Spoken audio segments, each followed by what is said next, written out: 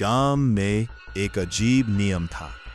अगर रात के 12 बजे सीटी की आवाज सुनाई दे तो कभी जवाब मत देना।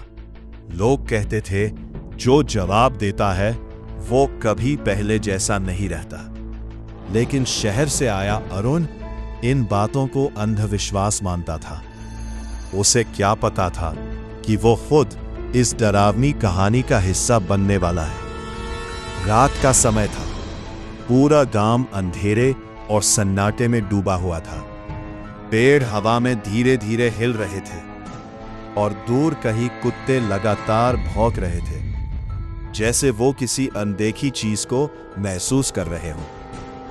अरुण अपने दादा के पुराने घर में सो रहा था।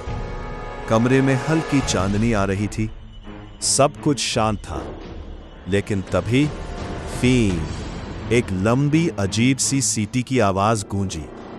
अरुण की नींद खुल गई। उसने धीरे से आंखें खोली और खिड़की की ओर देखने लगा।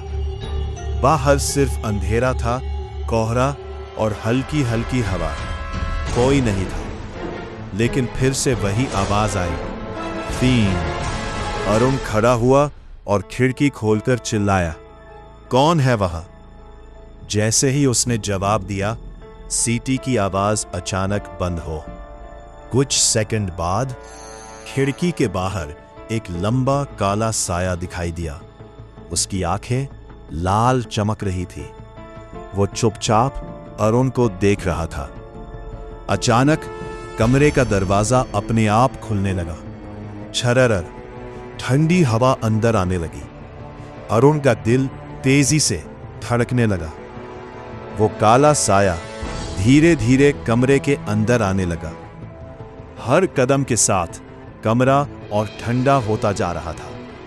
अरुण पीछे हटता जा रहा था। साया अब उसके बिल्कुल सामने था और उसके मुंह से वही आवाज निकली, पीस। लेकिन इस बार वो सीटी नहीं थी, वो एक चेतावनी थी। तूने जवाब दिया, अब तू मेरा है। अरुण भागने के लिए दरवाजे की ओर दौड़ा, लेकिन दरवाजा अपने आप बंद हो गया। खिड़कियां भी बंद। अब वो पूरी तरह फंस चुका था।